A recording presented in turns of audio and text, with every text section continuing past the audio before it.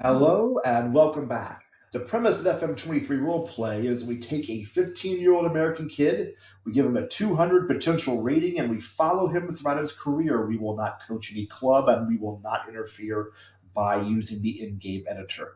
Our test subject, Henry Marshall, is now 17 years old, and he is settling in at his third MLS club, Atlanta United.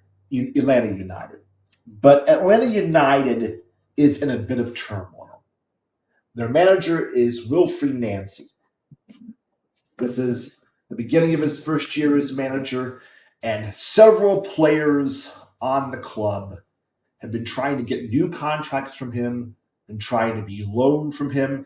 And he seems to be in an eternal struggle between trying to keep players on his team versus players demanding something of him. Some of these battles have split the squad. And, the press has now come out saying that this game is going to be Nancy's last game or that game is going to be Nancy's last game. The press has him as a dead man walking.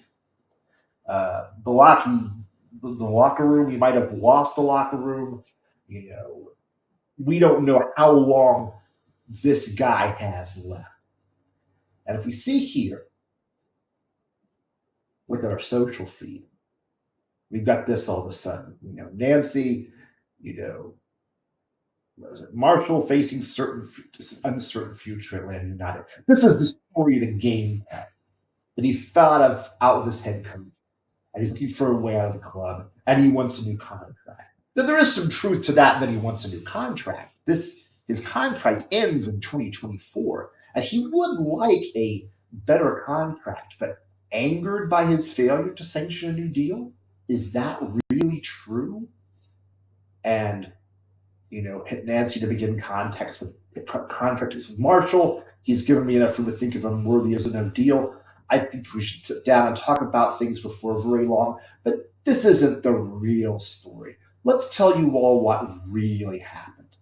So, what happened on April 3rd, 2024, after practice, was that Henry Marshall, they said they had a message for him after practice, and that message was from Sam Herrera. If you don't know who Sam Herrera is, he is,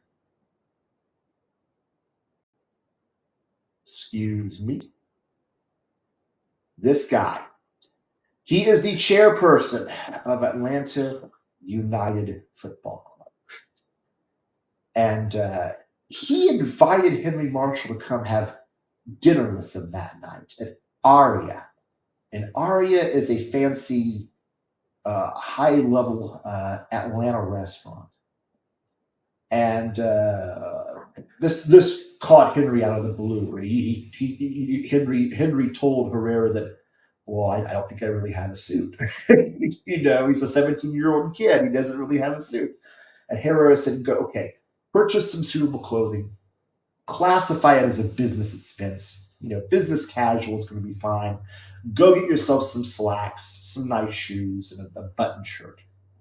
So he went through all that, but Marshall didn't know why the club chairman wanted to talk to him.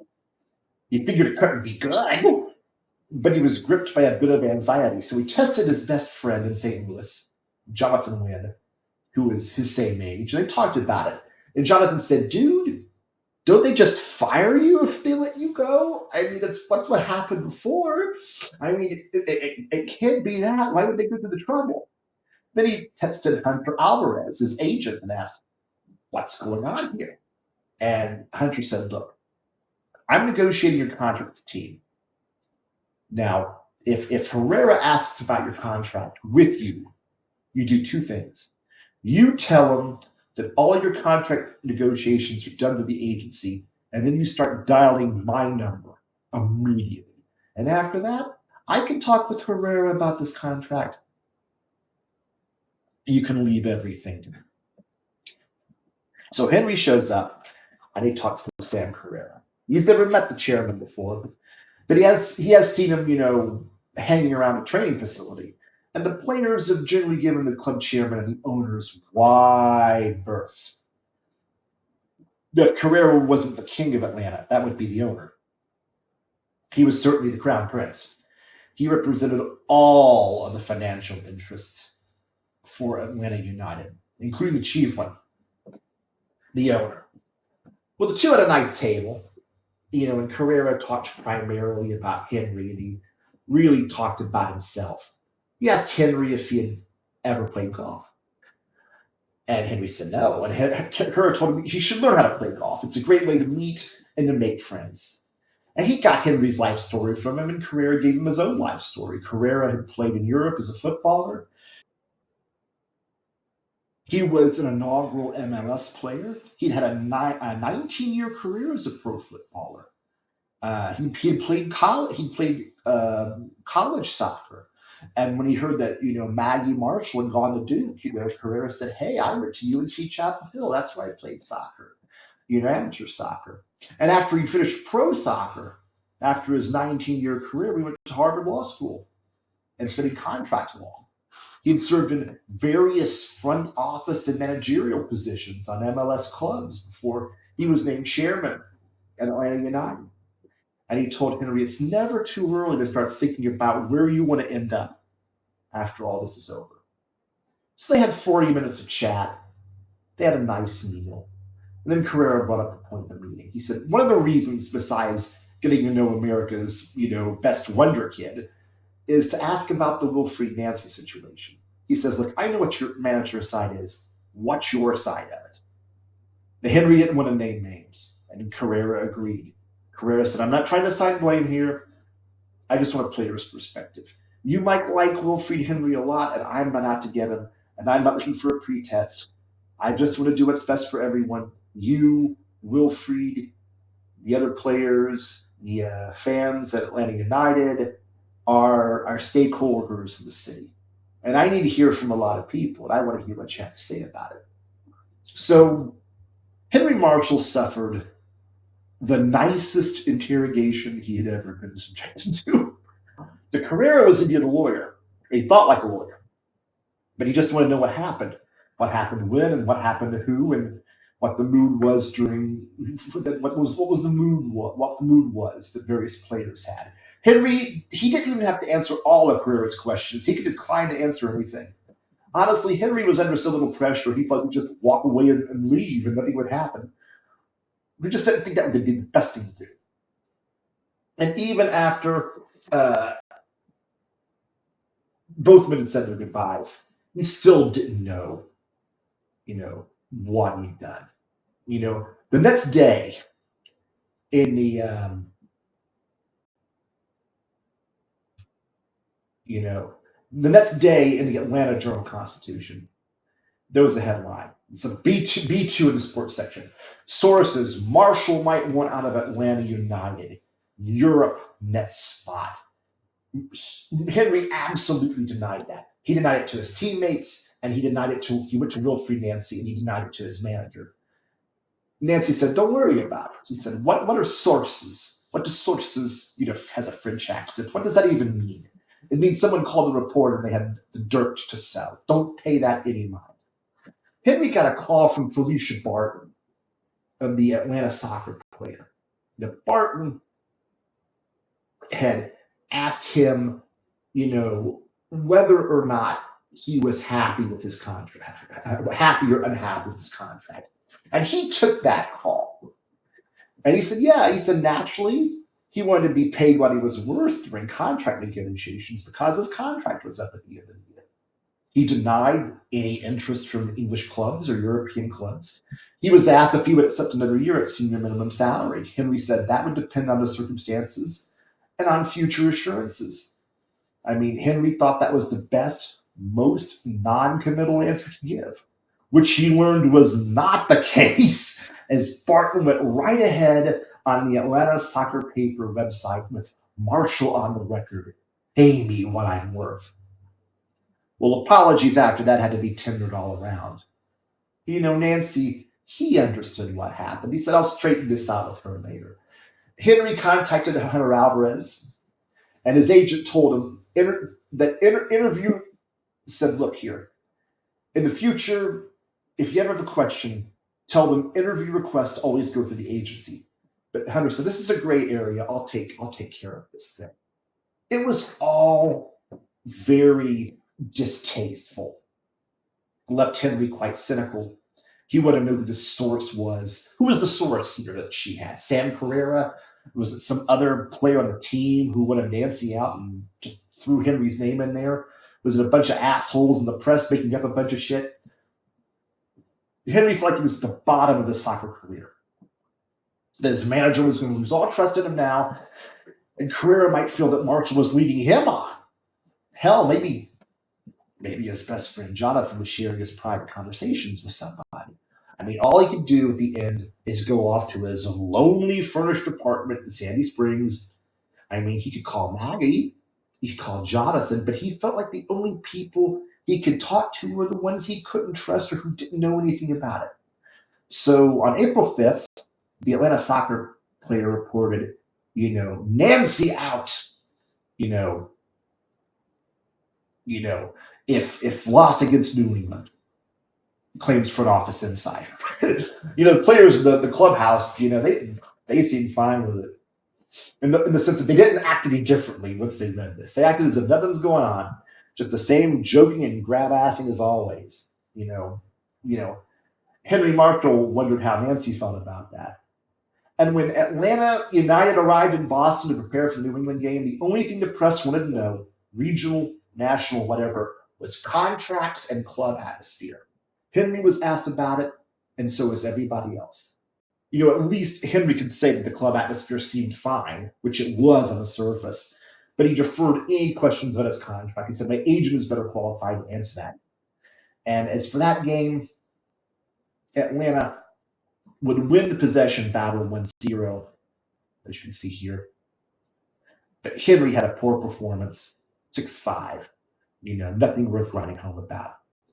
And that brings us to the present moment. Right now, Atlanta's 8th place on the outside, looking in, hoping to move up.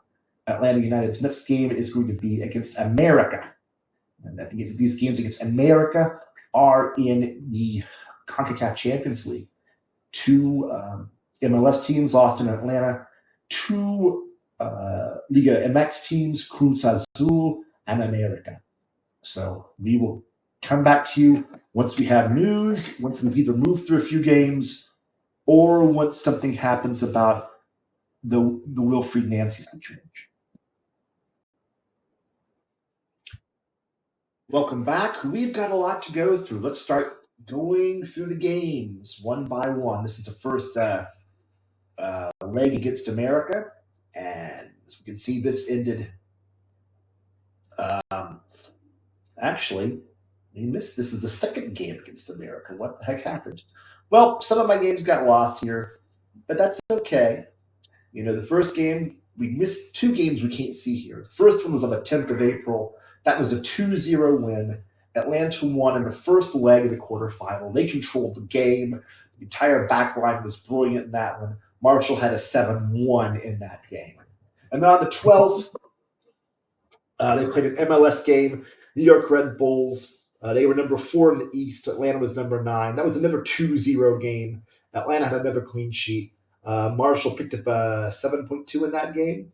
I think at this point, after that, Marshall didn't really care whether he lost his manager or not, because he just couldn't afford to think about it anymore. And not having it on his mind really helped him. So now we'll look at this other American game. That's 1-1. You combine it with a 2-0 game. It's a 3-1. That one was in Atlanta. They'll go to the semifinals here. And Atlanta United here, Marshall 7.0. He is playing the back line on that one. They play Cruz Azul. Excuse me, this was actually the quarterfinals. This is the, let's see what kind of game that was. Yep, semifinals. So they will go on to play Cruz Azul in the final match. Will Atlanta win the CONCACAF North American Champions League? We have something here about Let me see if I can find it here. Doesn't seem to be anything about that. But at one point, Henry Marshall chatted with the keeper of the team, and that was man. I'm just all over the place right now. We could play around a little bit. Martin Pace. He was chatting with Martin Pace, who's already asking to leave, and he had heard. He wanted to know why Pace was leaving. He got bold. And Pace said, well, the only reason I spoke to Nancy at all was because everybody is getting a better deal. If you're getting a better deal, why can't I get a better deal for myself? The two talked it over, and Henry said, you know what? He had never really been trying to cause any trouble at all. He wasn't trying to get out of the club. And Pace acknowledged what Henry had to say, but Henry didn't feel that he'd actually convinced Pace. I mean, Henry Marshall felt like he was on an episode of Survivor. And right now, he was almost hoping that Nancy would just hurry up and get fired. Then the press would leave everybody alone. Let's see if we can get back to the news here. There's the Giacomakis injury. Poacher Georgios Giacomakis, he's out. Hamstring sprain. He'll be out for the CONCACAF Champions League final. Next game is going to be Cincinnati, number 14 in the league. Bottom of the Eastern Conference against number 9 Atlanta, and that didn't turn out well. That was a wet afternoon at home, 1-2 loss. Marshall still had a good game, 7-2. He's actually playing quite well right now. Atlanta's just on the wrong end of the possession battle here. Atlanta, Cincinnati, they've got all the metrics. It gave it a lot of fouls though. Atlanta completed more passes, but just couldn't put it together here. And then after that, they had the first game of the U.S. League One Cup, and this game would be against the Charlotte Independence. It's a USL League One team, and that game would be played in Atlanta, and they would win it 2-0. What had happened was turning point. Tracer Babuyu set off in the 49th minute. They were holding even at that point, and after that, down to 10 guys. Tolkien, Lopez, they scored 10 shots on goal, on target. Just too much for the Charlotte Independence. And Marshall, he played a 6-8 during that game. And actually, you see, he's moved up to the swing back slot here. As they move to the 5, they move to a 5-2-3. And first time they've played the 5-2-3 all year. And at this point of the season, this is when Hunter Alvarez, he's Henry's agent, he tells Henry that the contract negotiations, because his contract runs out at the end of 24, they seem to be stonewalled right now. And his agent thinks that Atlanta United's kind of wary about making a deal. I mean, if you're going to lose your coach in midseason and you have to replace him, well, maybe the replacement should have a little bit of input on any new contracts offered. And then as we move forward in the season, we get our very first firing of the season, and it is not Wilfried Nancy. It's David Wagner. What had happened basically in the Wagner situation? LA Football Club. They were in 9th place in the West. Last year they finished 9th place in the West.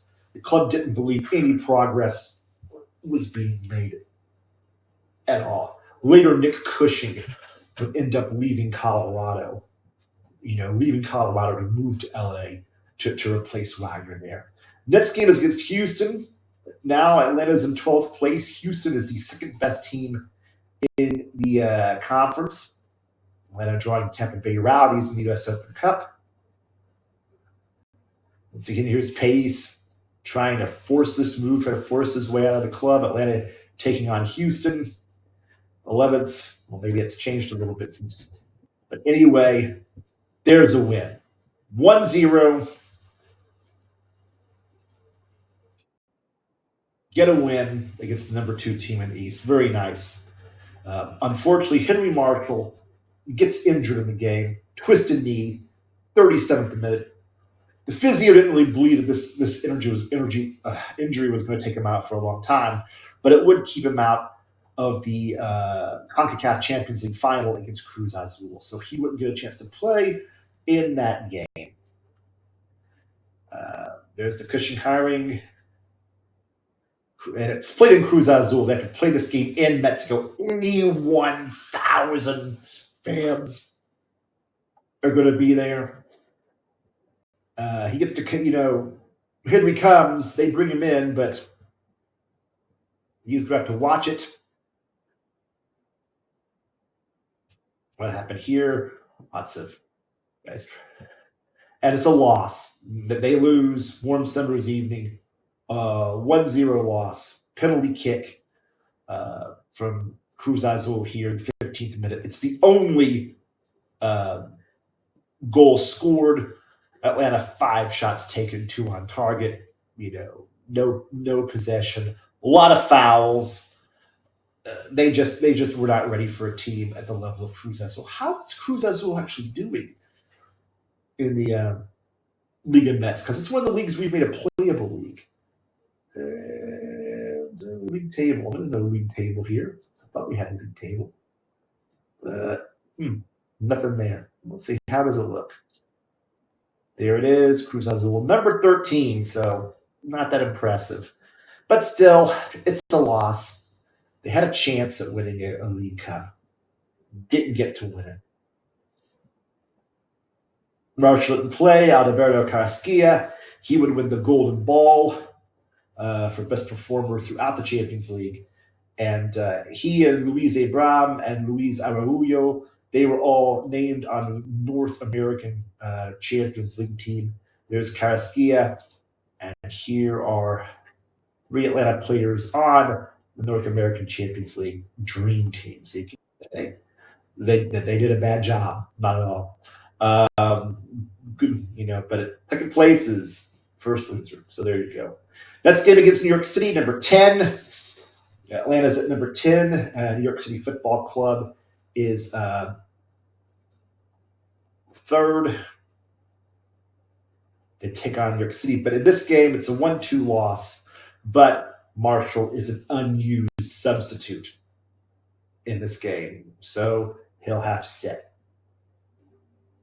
Where is he? There he is. Number 3, right on the bench. This game against the Tampa Bay Rowdies. 4th round of the USA Cup. 2-1 win. Let's see if we can find it. Where did you find it?